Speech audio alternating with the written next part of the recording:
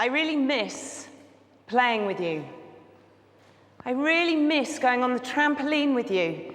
And I really miss being your mum all the time. I really miss the fact that Daddy has to do everything. You were the one who was so supportive when I was first diagnosed. And you were the one who said, "Mummy, don't be sad." These are the words of Fiona. She was 37 years old when she died from cancer, and she had 3 children. They were 6, 4, and 2. And these were words that were written by her with me in the last few months of her life. I write with people. I work for Cancer Focus Northern Ireland. I'm the Family Service Coordinator, and I help children understand cancer when a significant grown-up in their life has cancer.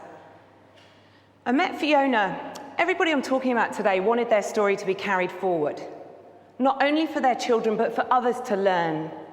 They said, "Keep my book. Please let others have this opportunity too." So as part of the project, I write, a project called Writing for the Future. I'm working with young parents. And with Fiona, I met her about 4 months before she died. And we wrote together. Well, at first, we were kind of telling the story to her little one. And one day we had the Playmobil out. I love Playmobil. And it was like there was a hospital bed and there's a little tube up. And Fiona had said to me, "I don't think they know anything about my cancer diagnosis."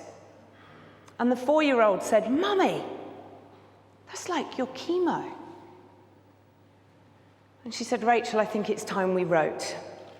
So we sat together for the last few months of her life and we wrote. And I interviewed her and she told me her story. And she'd say things like to her eldest daughter, "You always say to me, 'You are not the king and queen of me.'" And to her 2-year-old, she wrote, "I love it when you come in the room and you hug me." Because the thing is, that 2-year-old will never know her. That 2-year-old will have no memory of this wonderful, bright, vibrant, loving mum. And she wrote, "I love being your mum." I think we live through life quite a lot, just living, getting on with it, taking things for granted. I mean, we all talk about that all the time. Oh, we take it for granted, we take it for granted. But when life runs out of tomorrows, what you realize you've got is today. I'm going to tell you about Danny. Danny had 4 children, Sinead, Neve, Finbar, and Oisin. When he was diagnosed, they were 11, 9, 5, and 2. And he was a pretty traditional Northern Irish man. And I think he thought I was a little crazy at first when I said, "Do some writing, Danny." But Jacinta and Danny, his wife, came to me and said, "It's looking grave." And I said, "How about writing? How about doing some writing?" And so I gave him ideas to write with. And he wrote wonderful things for his children, like, "When you get married, the first year is the worst. It gets better from there on in." He wrote, "Go to church. Going to church does not mean buying a bag of sweets and the newspaper and sitting in the car." He wrote, "Tell your mummy where you are." Which is kind of ironic, isn't it? Because he's writing to really small children and their mum's going to know where they are. But when they're 18 and they're 20, they can say, "My dad told me to tell mum where I was." He said, "Hug your mum. Love her because I'm not there to do it." I think we tell people we love them a lot. "I love you" as they go out the door. "I love you" as they leave. "I love you" on the phone. But do we say, "I love you because you're kind"? "I love you because you make me proud"? When your parent dies and you don't remember them, you need to know they're proud. We all need to know we're proud. I mean, me as a grown-up, I love the fact that my family are proud of me. And the fact that my friends today even have been saying, "Rachel, we are so proud of you." This is lovely Melissa. Her dad, Neil, was diagnosed with cancer about 2.5 years ago. And they came to me at the project and we talked, and they wanted to take the children to just understand them where they were going. Melissa at the time was an energetic, bright 6-7-year-old. And she would bounce into the centre with this joy.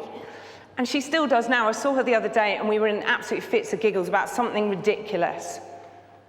And this is her in the mountains, and I love that picture because she is doing what her dad wanted her to do, which is live.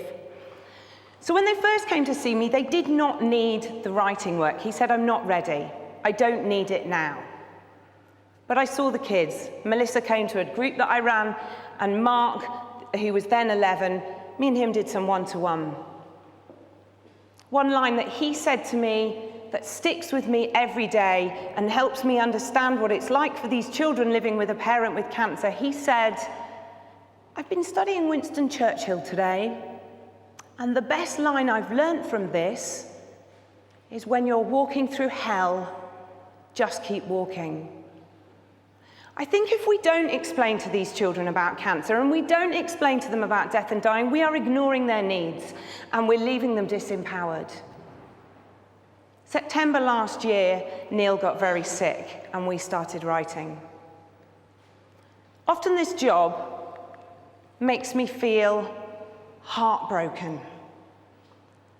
I feel shattered, and I'd be crazy to say, oh, it's a breeze. Hey, I work with people who die, no bother.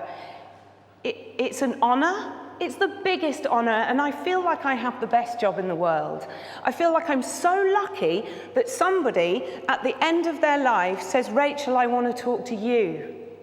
Rachel, I want you to listen to me. And when the tomorrows are running out, I want you to be there. I developed this hypervigilance, like an acute awareness of the world around me. I came in here the other day, actually, and I'd just been visiting one of my mums who was really sick, and I was thinking, I don't want to talk about this subject today because my heart hurts. And then I became really amazed by the ceiling. I was like, wow, ceilings are here, it's really amazing. Or I go outside and it's raining, and I can feel it like, wow, it's raining. I swim in the sea, and my favourite time to swim is when it's raining, because I feel alive.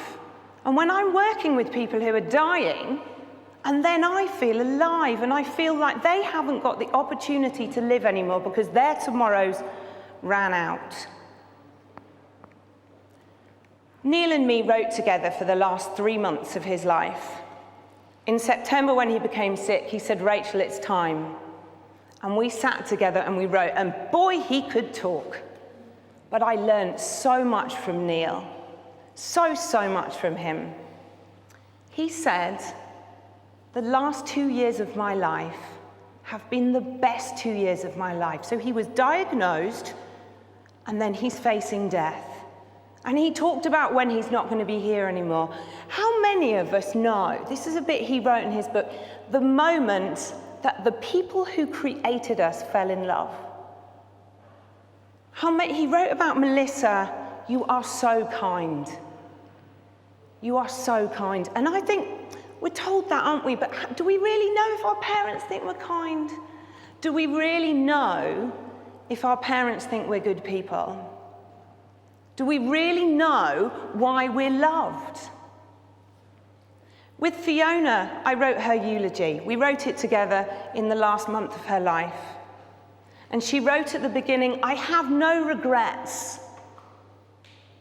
I mean, how many of us could say that? Because we're all worrying about the new car, the new house, the new carpet. What we're not doing is going, wowzers, today is pretty amazing. And yesterday was pretty great too. My house is often full of children. I'm a foster carer, and it's often pretty chaotic. And there's Lego everywhere, and it's a complete mess, and I'm about to lose the plot. And I think, no. Because I will have just left the home of one of the many families I'm working with, and they don't get to tread on Lego anymore. And they don't get to watch their 6-year-old play outside, and they don't get to tell their children, I love you, because you are a great person. And they don't get any of that anymore. So I have to try and be grateful for today. I mean, I still moan the same as the rest of them. But when tomorrow runs out, what you've got is today. The writing, as far as I know, we are the only project that is specifically writing with people in the UK. And within my team, there's sort of 2 or 3 of us that do it. And I use a dictaphone. With Fiona had my laptop, but I've graduated to a dictaphone. There's a couple of stories I want to tell you. A few years ago, I went to the hospital. I was late. I'd got in from work, and a little girl called me, and she said, "Rachel, I need you to come." It was a cold winter's night, and I was wearing a slightly odd outfit at the time. But I threw on another jumper because it was cold, and I went straight to the city hospital, and I walked into the ward, and there was the priest reading the last rites to the lady, and the wee girl was doing a thing I teach children. I teach them to remember everybody who loves them, so that when somebody dies, they can say, "Daddy loves me, my sisters love me." And the wee girl was doing this next to the bed, and she comes over to me, and it was near the beginning of the project. I was a bit nervous, and I said, "Are you okay?" And she said, "Rachel, I love your tights." And I thought in that moment, wow, we forget the madness of this all, and that's what it's about. I want to leave you with 2 quotes. Neve, Danny's 9-year-old daughter at the time, who is now 15, Danny died the day before his son's 6th birthday. She said, "My book is not a book of don'ts and do's. It's a book about living. It says, enjoy life and live." And I'm happy. I am so happy. I wrote Neil's eulogy with him, and he died on the 5th of January this year. And at the end of his eulogy, he wrote, "I want you to turn to the person next to you and be thankful." Thank you very much.